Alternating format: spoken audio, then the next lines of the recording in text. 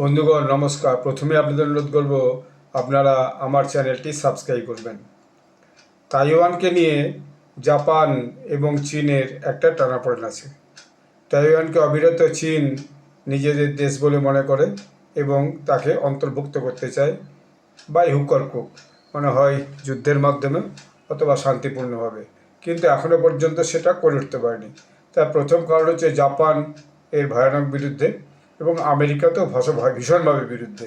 যাই হোক, জাপান নাকি এখন তাইওয়ানের দিকে নজর দিয়েছে এবং তাইওয়ান দখল করতে যাচ্ছে, এরকম একটা খবর বিভিন্ন মিডিয়াতে প্রকাশ হয়েছে।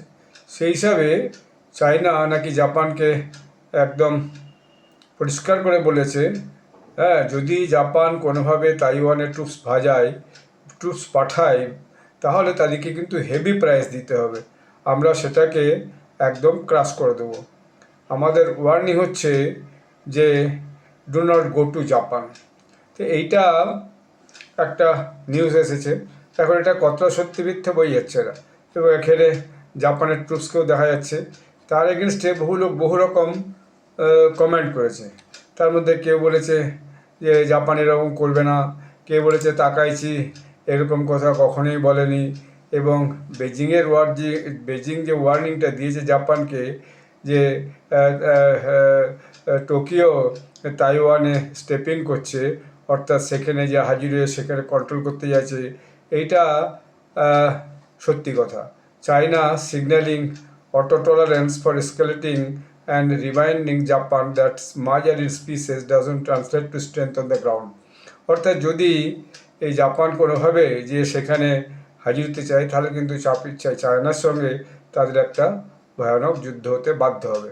অতএব চায়না তখন কিন্তু তাইওয়ানকে দখল করতে বাধ্য হবে। এখন এরকম একটা যে টেনশন চলছে, তার মধ্যে কোনটা সঠিক নয় সেটা বোঝা যাচ্ছে না। যেমন একজন চাইনিজ লিখেছেন, জাপান কোনোভাবেই তাইওয়ানকে দখল করতে চায় না, কারণ তাদের আর্টিকেল 9 অনুযায়ী এটা তারা আর্মি পাঠাতে পারে না, এটা তাদের কনস্টিটিউশনে লেখা আছে। কিন্তু যদি তাইওয়ান ক্রাইসিস হয়, তার জন্য একটা প্রোপাগান্ডাও কিন্তু চলছে।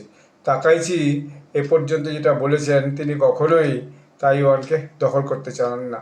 তাকাইচি এখন জাপানের প্রধানমন্ত্রী, তাইওয়ান তিনি দখল করতে চান না। এখন চাইনিজ ফরেন মিনিস্টার অ্যাকাউন্ট থেকে এরকম কথা বলাও হয়নি।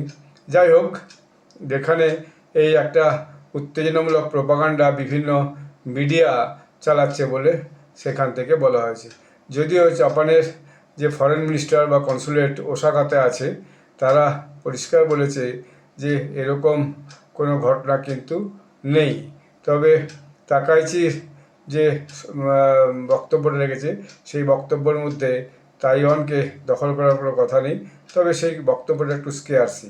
তো যাই হোক, এটা আগামী দিনে দুই দেশের মধ্যে সম্পর্ক কিভাবে ঠিক থাকবে সেটাই বলা মুশকিল। এখন এরকম কোনো যদি তাইওয়ানকে নিয়ে দু দেশের মধ্যে একটা লড়াই লেগে যায়, সেটা খুব মুশকিল হবে, এবং তাইওয়ানকে চীন যাতে না কবজা করতে পারে এই ব্যাপারে কিন্তু আমেরিকা ভীষণভাবে তৎপর আছে, যে তারা তাইওয়ানের স্বাধীনতাকে বজায় রাখতে চায়। এখন কিছুদিন আগেই ট্রাম্প জাপানে এসেছিলেন, তিনি জাপানের তাকাইচির সঙ্গে কী কথাবার্তা বলে গেছেন এটাও আজকের দিনে বোঝা বড় মুশকিল। এখন আগামী দিনে এইটাকে নিয়েই চায়না এবং জাপানের মধ্যে একটা কোনো আরও টেনশন বা কোনো একটা ছোটোখাটো যুদ্ধ না শুরু হয়ে যায়, তখন এই তাইওয়ানকে নিয়ে একটা বড় যুদ্ধ আগামী দিনে কিন্তু শুরু হতে পারে। একটা সময় জাপান কিন্তু তাইওয়ান যে চায়নারই টেরিটরি সেটা কিন্তু স্বীকার করেছিল বলা হচ্ছে। কোনটা যে সত্যি কথা এ তো বোঝা বড় মুশকিল। তবে অবশ্যই তাইওয়ানকে নিয়ে চায়না জাপান তার একটা টেনশন আছে, এবং আমেরিকা জাপানকে সমর্থন করছে, এবং তাইওয়ানের যে স্বাধীনতা এবং অখণ্ডতা সেটাকেই কিন্তু বজায় রাখার ব্যাপারে তারাও বদ্ধপরিকর। অর্থাৎ চায়নাকে কোনোভাবেই তাইওয়ান দখল করতে দিতে রাজি নয় আমেরিকাও। এটাই হচ্ছে ঘটনা। তবে এইসব যুদ্ধ একটা দেশকে কেন্দ্র করে দুই দেশের মধ্যে লড়াই কখন কোন দিকে মোড় নেয় এটা আজকের দিনে বড় মুশকিল। ধন্যবাদ।